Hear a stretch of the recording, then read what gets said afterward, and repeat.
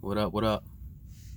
I wanted to take a quick moment to discuss a topic that was on my mind and regarding to rest periods in between sets. I know a lot of us, we follow the general guidelines and general rules when it comes to rest in between your sets. Now, rest in between your set can be pretty much general rule can be anywhere from 30 seconds to 5 minutes, depending on the activity, depending on the goals, and depending on the method of training.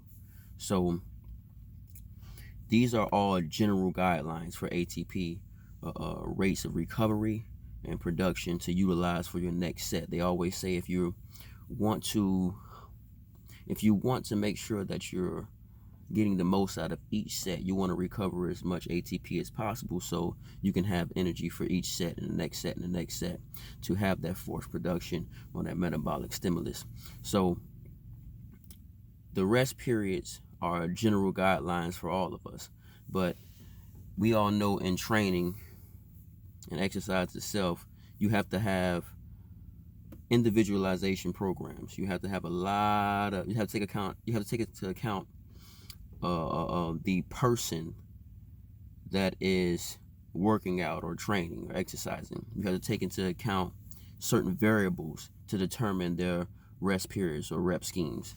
So the general guideline, though it's very beneficial and effective, it may not actually work for you. It may not suit you. You may recover your ATP storages and production faster.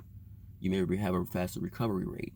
So entailing for a faster recovery rate, depending on your goals and depending on what you're trying to attain, you may need a lot less rest in between your sets. If the goal is to keep blood into the muscle filaments and to continue to produce muscle fiber production and recruitment, then, if you're resting too long in between your sets and your recovery rate is fast, what's going to happen is you're generally going to lose that blood flow that you want to keep into that muscle fiber. You're going to actually have that muscle flow back into the arterial veins and, of course, the pulmonary veins to get back to the heart and start to reoxygenize. But the goal, if you're looking to attain muscle mass and you want to grow and you want to recruit fibers, you have to keep that tension there. The goal is to keep blood into the fibers themselves. And if your rate of recovery is too fast and you're taking too long in between sets, you're not gonna your workout's not gonna be effective, not gonna be efficient for your goal. So when you think about rest and recovery, you gotta think about what governs that rest and recovery period. And if you look solely into the VO2, which is your maximum oxygen consumption, that is what determines how fast you're going to recover after any activity. So pretty much what the body is looking for, or even a machine, when you analyze it, you can take a basic oximeter and analyze this after a mile run, so to speak. But the body is looking to see how much oxygen is left in the blood itself, in your hemoglobin, after a said activity.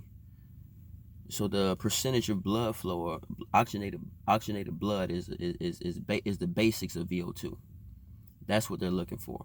So if that rate of recovery is faster, you're going to be doing yourself a disservice if you're taking too much time in between your rest periods. Okay, 30 seconds, 1 minute, 2 minutes, 3 minutes, those general guidelines for a high intensity to low intensity for muscle production and force production. These are general guidelines of rest periods on the basis of the activity and the performance of the said athlete. But those general guidelines are not suitable to everyone. You understand? You generally have to go into a point of individualization to optimize each athlete that you're training. So if your rate of recovery is pretty much fast, you have a fast rate of recovery, you don't need as much rest in between sets to actually continue to move force and production. Your ATP storages will regenerate faster than most. So you don't have to stick to the general guidelines. So for anybody who's looking to know exactly how much rest they need in between a set, start going deeper into your VO2 consumption. Even test yourself. Run a mile, I'm giving you this information free because this is something that we normally do on fitness evaluations when we actually assess our clients for the first time. We do a full assessment, and we generally check your VO2 guidelines to know how much rest you're going to need in between your set. So if you're looking to find out how much actual rest you need between your sets, go ahead and run a mile. Get yourself an oximeter, one of the handheld oximeters. You can utilize the heart rate sensors on a basic treadmill, but I prefer the oximeter because it actually has the SpO2, which is pretty much how much percentage of oxygen is still in the bloodstream. So you can actually check your rate of recovery, check your percentage, and that'll give you a basic idea of how much rest you actually need because of how fast you recover. All right, so case in point, when it comes to general guidelines, the rest periods in between your set, they're great and they're beneficial for beginners, intermediate, and advanced. But when it comes down to knowing exactly what your body needs and how your body is functioning at an optimal level, you're going to have to start individualization, and you're going to have to start finding out how much VO2 that you actually have, what's your rate of recovery, how fast you're recovering, and how much rest you're going to actually need between your sets to get to the goals that you're trying to get to. All right, so take that into account for your next workout. Peace.